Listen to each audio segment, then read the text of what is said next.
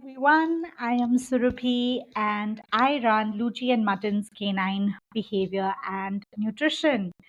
I'm doing a podcast episode after a really long time. It's been a very hard and challenging month. For those of you who don't know, um, our lovely little Mutton passed away a little over a month ago, and it's been a journey, um, and it's taken me a while, and I think it's taking me a while to come back to talking about dogs in the way that I do, because so much of what I have learned and so much of what I share goes back to what Mutton taught me and invited me in to observe and learn. Um, and so it's been hard, but I'm slowly and steadily finding my way back.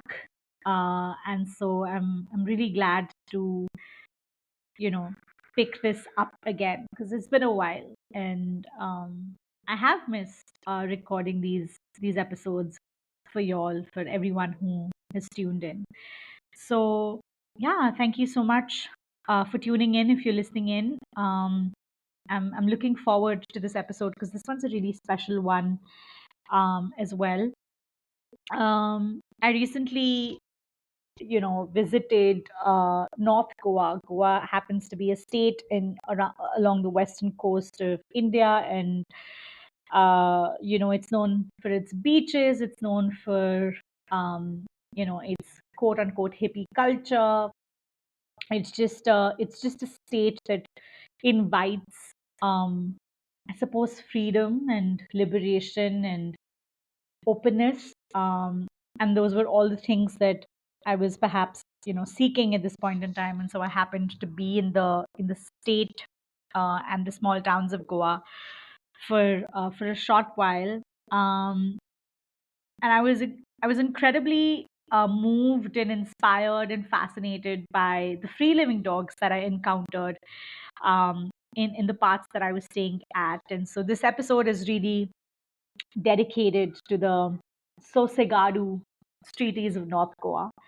Um, I don't want to call out before I start the episode that I'm really sharing my observations from a very tiny population of free living dogs that I encountered across a very limited period of time. These are in no way being put together as a scientific paper of sorts, but I thought that these were really incredible observations, and I made a lot of connections with the work that I do, and just I think the things that I know about dogs in general. And so I sort of wanted to weave a story and paint a picture of sorts for you in terms of what I took away from my journey in North Goa. Um, and so, what is interesting is that unlike dogs in other cities and towns in India, it feels like Goa's free living dog population is very special and unique for more reasons than one.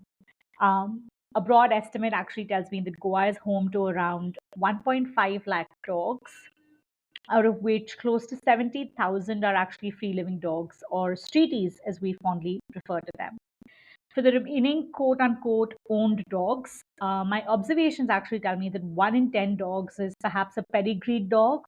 The local dog, and this is a mixed breed commonly referred to as the Indie, um, seems to be the more popular choice. And so it's really interesting for me as well. I think that as here in India, we are constantly advocating for adoption of just local dogs as much as possible.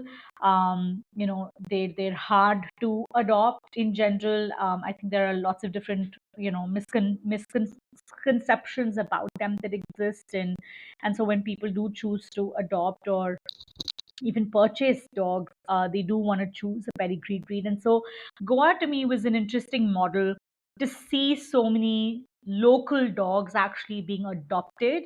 And I think there's a lot there that one could potentially explore as a potential model of replication across other towns and cities as well. I think very sparingly did I see, a Labrador, very sparingly did I see a German Shepherd.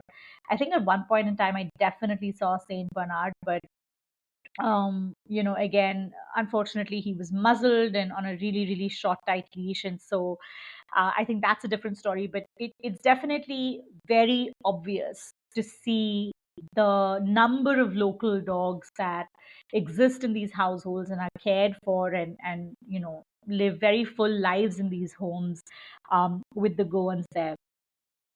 And so I think what was also really interesting for me to notice is that these lanes of North Goa are not just populated with free living, but also free roaming dogs. And I make this distinction because when we look at streeties in general here in India, they are free living, right? They're born in the streets.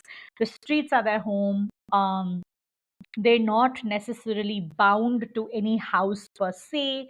While they might have certain territories that they stick in, they don't live in a particular individual's house, right? So they are in all of that sense really free living.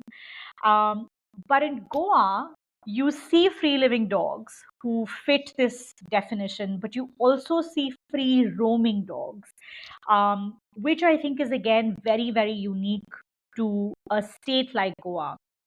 And so it's not really uncommon to see collar dogs freely roam around these lanes.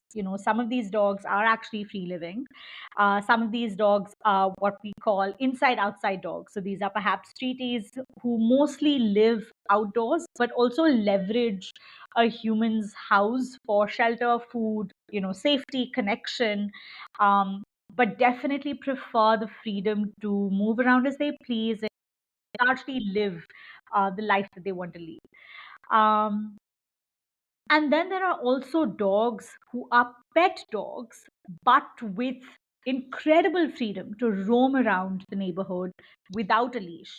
And to me, that was extremely fascinating to see because I cannot imagine um, facilitating that kind of freedom and that kind of opportunity for my dogs here in Gurgaon where I live. Um, and so there were a lot of different stories of these dogs who have been adopted formally by households but just have this incredible freedom to roam around. And I think one such story is that of Goldie. From what I found out, Goldie seems to be a fairly young dog, perhaps, a year and a half, very close to two, but not completely 2 years of age. She was adopted as a puppy. She was found apparently on a beach stretch in one of the districts here in North Goa. And, you know, a settler couple, and I refer to them as a settler couple because they're not local to Goa, and they've moved from another city, and Goa has a very booming settler population. Um, a settler couple essentially adopted them, and they continue to be the primary caregivers for Goldie. She wears an extremely fashionable collar with a name tag and all of the contact details of her pet parents. But Goldie has all the freedom to move around the neighborhood, visiting different homes, resting outside different gates, as comfortably as she wants. There's her parents run her human parents essentially run this lovely co-working space in one of the districts, and she not only hangs around there but she hangs around the surrounding houses. She very comfortably lies down outside these house gates. Sometimes she's invited in, sometimes she hangs inside the house. And so there are all of these opportunities for connection and engagement, and all of this comes at a significant amount of agency and choice and free will for the dog. She's not being taken to any of these places on a leash, but she's choosing how she wants to spend her time and where she wants to visit. Um, and I actually observed this with so many households here in North Goa. I think just this idea of letting your dog out to roam around, just hang with their friends, do their business, and then come back inside. Um, and and it's not like people are necessarily standing at the opposite end of the gate and watching their dogs with a hawk, watching their dogs like a hawk. um, they pretty much leave the gate open. They know that they're when their dog's ready to come back in, their dog will come back in. When they want to be out, they will be out. um, and so I definitely think that this is very rare in other Indian cities. Specifically, again, I think that India is such a diverse country with so many different towns and villages and districts and cities, and I'm sure this perhaps can be found in other spaces as well. But at least in the cities that I am familiar with, and these are metropolitan cities, this is very rare, right? Because in these cities, you're likely to see extremely bustling traffic. You're likely to see overcrowding. You are likely to see lack of green spaces and just so much more.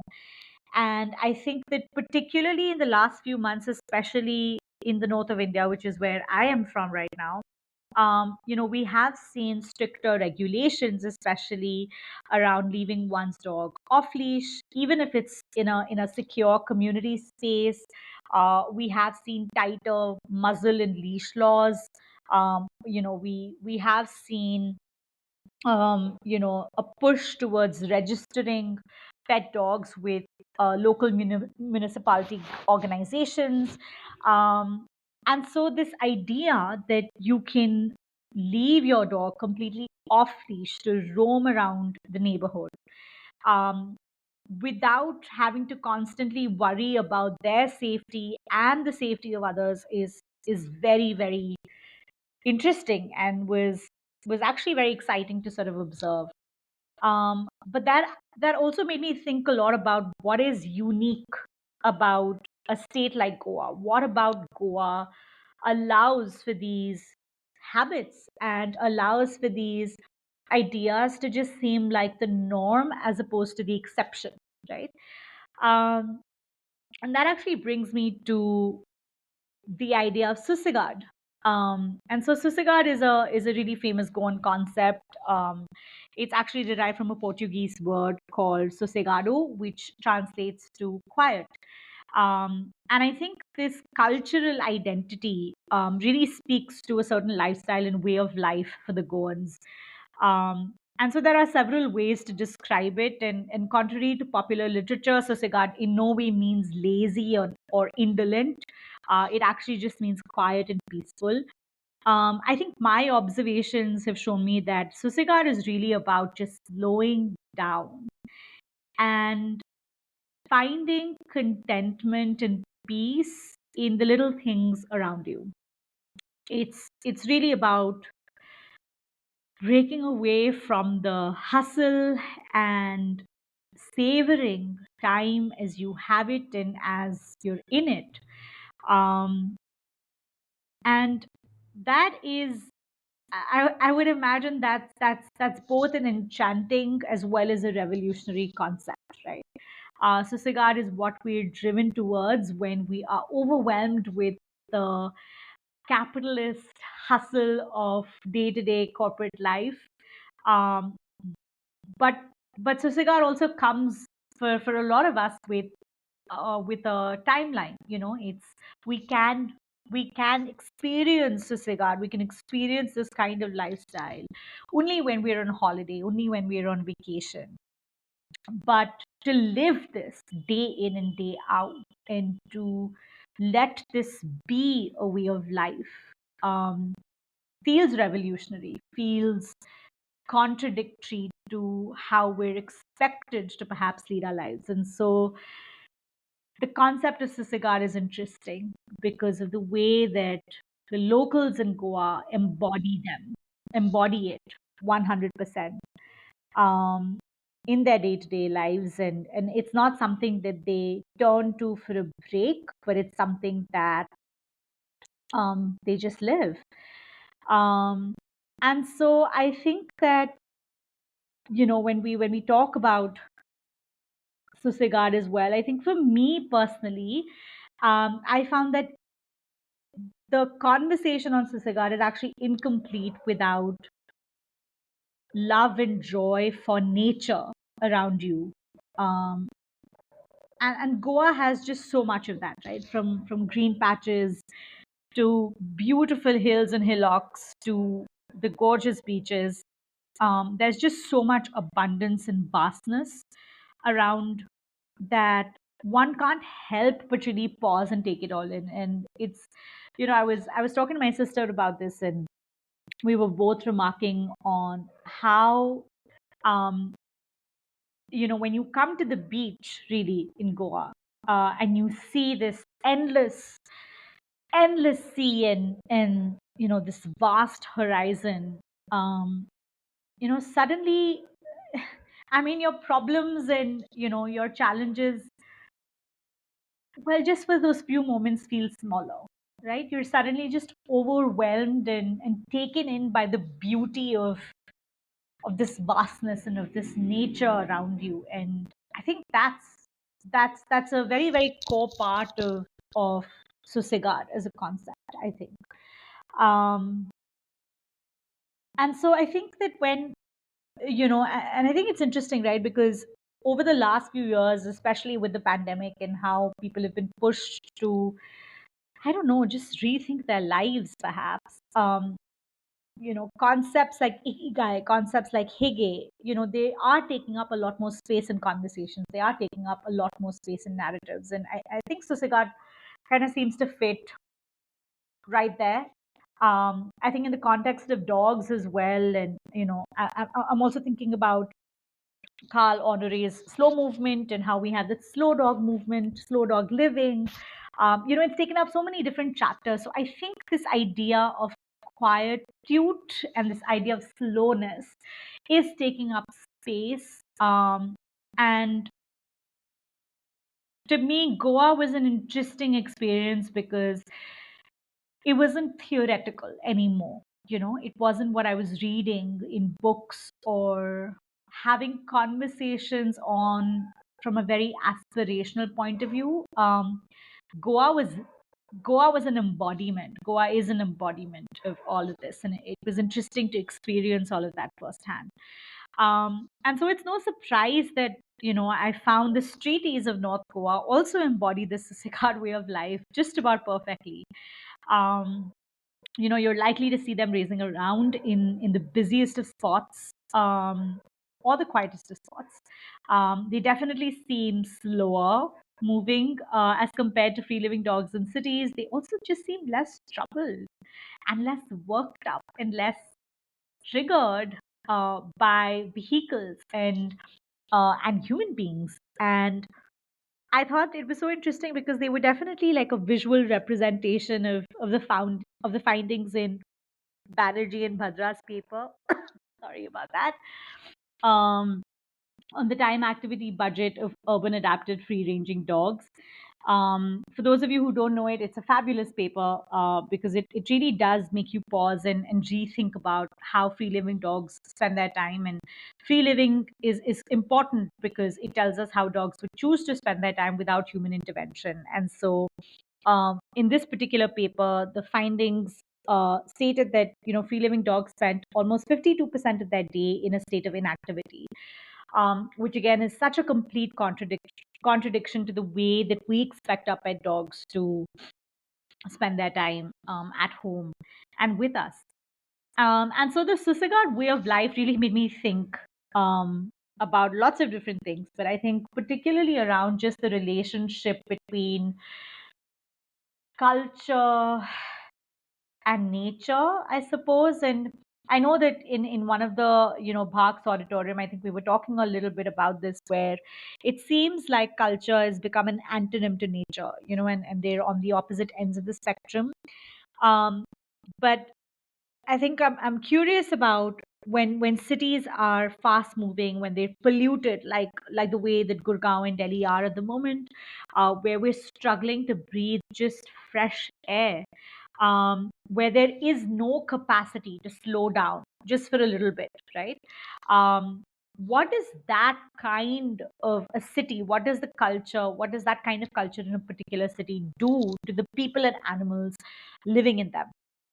Um, because there are those interconnections, right? And I think it's important for us to remember that we are an interdependent ecosystem. None of us operate in isolation, and so how a city, how a city is a systemic um, as a systemic entity runs and operates, and what a city as a systemic entity values is also what the people living in that particular city will end up valuing. And that will drive the culture of the people residing there. And I suppose that also drives the culture for animals, and the way that they exist in that space. Um, and so, alternatively, what happens when cities actually embrace slowing down and find contentment in all that they have? How does that shape behaviors for residents, including our dogs? And I think those are really helpful questions um, that I want to sort of continue to think about. And again, I think for me, the contrast was just really stark between the dogs in um, Goa versus the dogs that I see here. Although again, because they are dogs and because they're part of the same species, a lot of the principles pretty much apply across cities. But there are I suppose local flavors that look slightly different. Um, I think my observations also led me to think a lot about the connectedness with nature. And that I can speak to phenomenally because Delhi and Gurgaon, where I currently live, have very limited access to that. And so Goa has the advantage of, being a tropical state, which means that, its landscape really lends itself to both beaches and green spaces. Um, but what's also interesting is that while Goa is experiencing rapid development to cater to, tourism, to cater to, new settlements that are coming in, um, it seems like the kind of industrial urbanization that we see in other metropolitan cities is still far away from Goa. It also makes me think that I don't think that kind of industrial development will actually happen in Goa because, again, I think the locals there are you know, are very protective of their space. They're very protective of their green lands as well. And so, what was interesting for me to find out recently was that there was a court order against parties on specific beach stretches. Um, just because of the amount of waste and noise pollution that those were creating, and these happen to be in the vicinity of turtle nesting sites.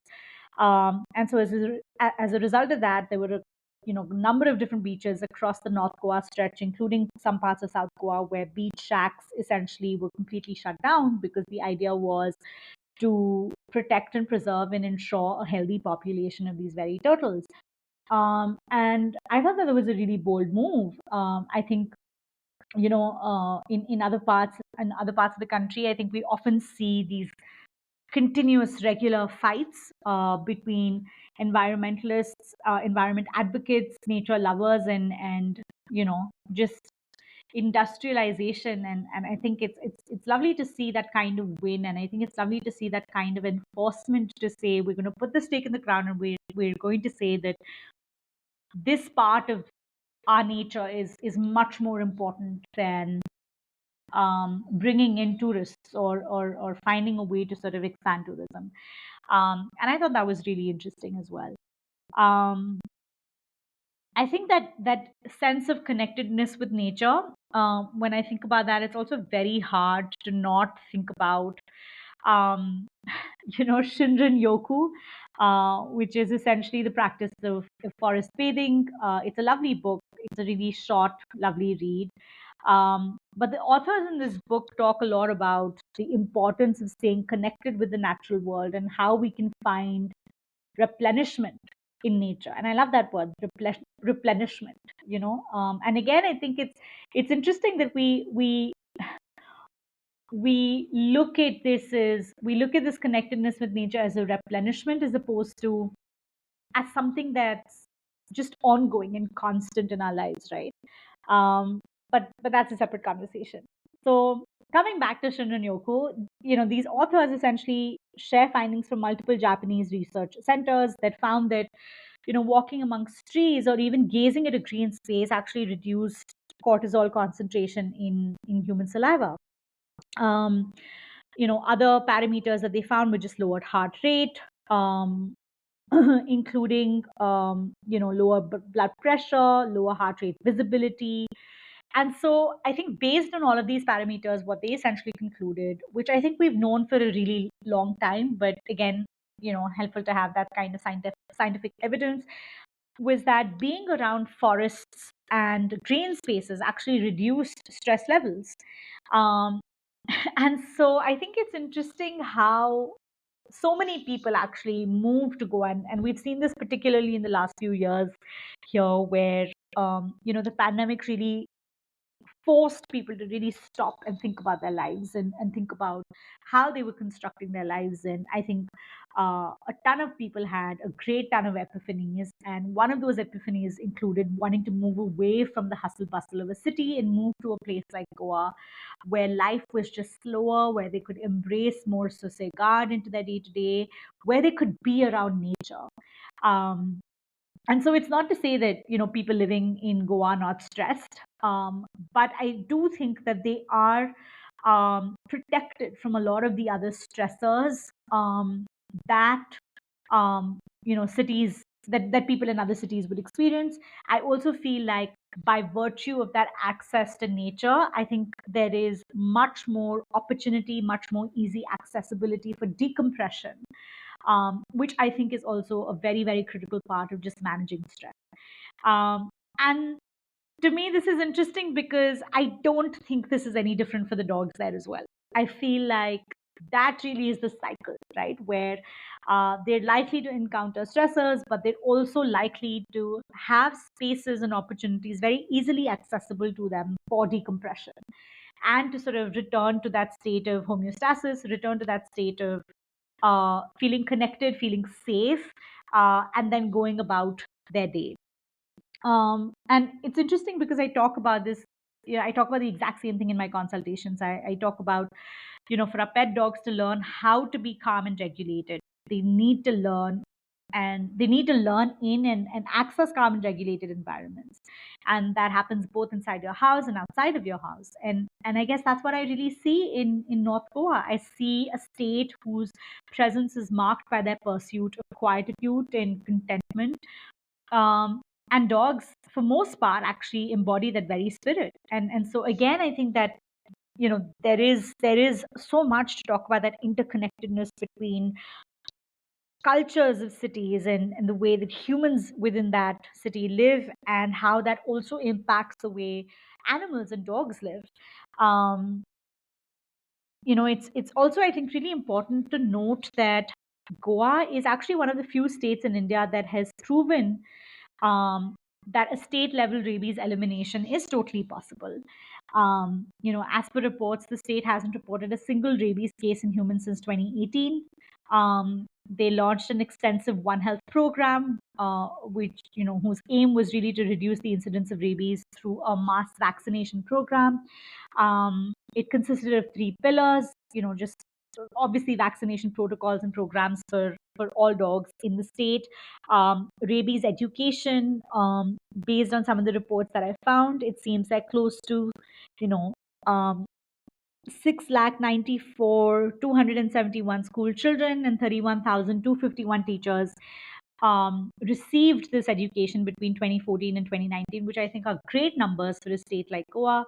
And of course, the last pillar was just, very, very enhanced canine rabies surveillance. And I think this is again such this is so significant, because I feel like, unlike other city administrations that are looking at how to solve the quote unquote stray dog menace and seeing dogs as exclusive and different from a city's nature and culture, here we have a state, and of course, all thanks to the incredible advocacy and grassroots support and action of all of these local organizations within the state.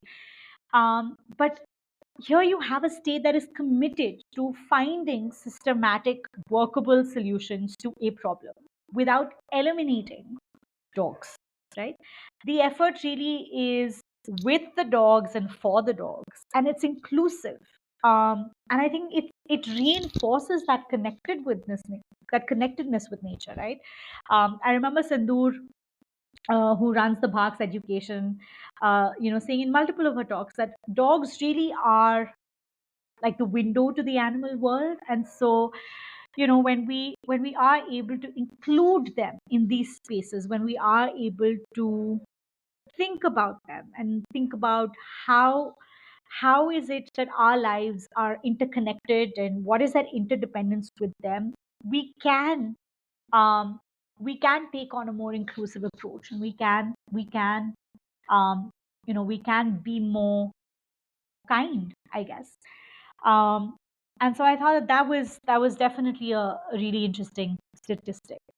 um, and so for me, I think the question that I was really walking away from is, so what happens, right, when these dogs are exposed to a consistent culture of inclusivity and connectedness and care and quietude?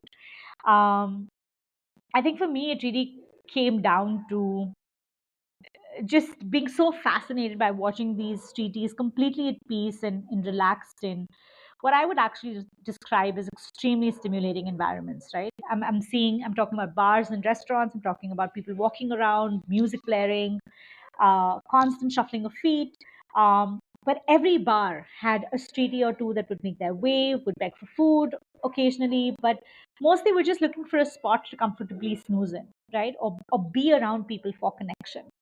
Um, and so, I think about pet dogs in contrast, right? And I think about how so many of them are likely to get really overstimulated and worked up in these kinds of environments. And so I wonder what enables these treaties then to feel safe and comfortable enough to fall off to sleep, by the way, right in the middle of this hustle bustle. And I think the answer again over there lies in their ability to exercise agency. Um, and, you know, uh, again, what was we talk about this again in at least in parks in terms of how lack of choices can be such a big stressor for individuals and for our dogs. And so what was really interesting to observe with these treaties is that at different points in time, during their time at the bar, these dogs walked out, took a break, came back in. Some retreated into quieter corners of the space, some walked away altogether when it seemed like they'd had enough. It sounds so simple, just having the choice to walk away when you want to. And it seems to have such a significant impact, right, on how these dogs show up in a place like this. Um, I do want to point out that besides like one or two instances of a few dogs barking at each other, and perhaps one or two instances of dogs chasing people on vehicles, for most part in my observations, I actually saw that these dogs were extremely calm and regulated. Um, and fair to say that even in seemingly stressful situations, these dogs were able to cope and regulate themselves and really act out of free will. I also found such beautiful sights of dogs and cows and birds just coexisting together. And, there was this one spot that I would cross every evening where these four dogs would be sleeping next to each other alongside this herd of cows that were there. And it was just all so lovely, just seeing all of that come together, right? And I think that's all part of that connectedness and interdependence that I'm starting to observe about a place like Goa.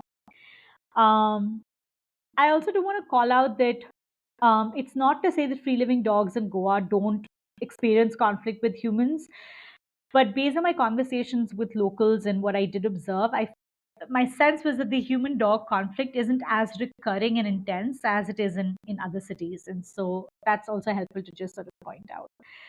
Um, and so I think that for me, what I really ended the trip with um, was really about just how do we let dogs be dogs, right? And again, this was a great example that I saw in the homes of in these Goan homes, which is it seems like in these homes, dogs continue to serve a functional purpose, to really alert or guard their homes. So it's not an unusual sight at all to spot a dog sitting on the parapet of the house or just behind a gate, and watching people walk by. Some are likely to bark if you so much as cross their house, but people in general don't seem to be rushing out to shush their dogs. Nobody seemed to be screaming from inside during these observations to ask their dog to quiet down. Nobody seemed to feel like this was a barking problem, right? I also thought that this extended beautifully to public spaces. Unlike other cities, honestly, in these bars, in these Goan bars, I found that streeties were more than welcome in restaurants, in cafes. They're very, very unlikely to be shooed away, honestly. People actually make space for them under the table. They adjust their leg space, they visibly make accommodations for them. And I think, again, what was reinforced was they see them as part of their environment, and not really separate from them. Um, and so I think that all of these reflections made me think a lot about sure, sossegado, but also just what our dogs need, right? Um, and I think I walked away from the streets of North Goa with even more conviction that we have to offer just so much more to our dogs. And when I talk about more, I don't really mean in terms of quantity, but perhaps I mean in terms of quality, right? I think it's important for us to understand who they are as their own species and meet their needs, you know. And I think that often comes at a price of altering our idea of who a dog is. And that can be an extremely difficult and challenging process, but I think that change is completely worth it. Because at the end of that change, we're able to see our dogs for who they are, and we're able to see them as equals in this relationship with us. And I think there's just tremendous value to having that kind of relationship with our dogs. Um, I think our focus is just way too much on getting our dog to behave. We continue to sort of look at behavior in good and bad as opposed to just neutrality and just information about what the dog is thinking, feeling, and experiencing. And I think instead of focusing on how do we get my dog to behave, I think the focus really needs to be on how do I get my dog to cope and regulate themselves. What is the support that my dog needs to be able to do this, right? And again, I think that seems to be the crux of everything for me, both in terms of human as well as like canine emotional and behavioral well-being. um and I think lastly, and this is very, very sossegado of me to say, but it's true. I think a lot of us are experiencing this. I think we have to create moments of stillness with our dogs. We have to move away from the idea that our dogs have to be continuously engaged, or that a busy dog is a well adjusted dog. I think we have to create moments to slow down, to rest, and just enjoy the friendship and love our canine companions have to offer. And I think it's hard to do this when everything is busy. It's hard to do this when we are cluttered. It's hard to do this when we are in cluttered environments that continuously require us to, run a wheel. Um, but we have to find ways to pause and just experience quietness, because I think in that quietness, we can find beautiful, long lasting ways to not just connect with our dogs, but to also connect with ourselves. Um, and so those are the things that I'm taking away from my experience in the streeties in North Goa. Um, I hope you enjoyed listening to this episode. I know it's been a long episode, but I hope that this was helpful, and I hope that some parts of this resonated with you. If they did, please tell me. Please let me know on social media. Drop me an email. Which parts of this episode resonated with you? I'd love to hear from you. Thank you so much for tuning in. Thank you so much for giving me your time today. I will hopefully be back with another episode next week. But till then, lots of love from Luci and I, and mutton from above.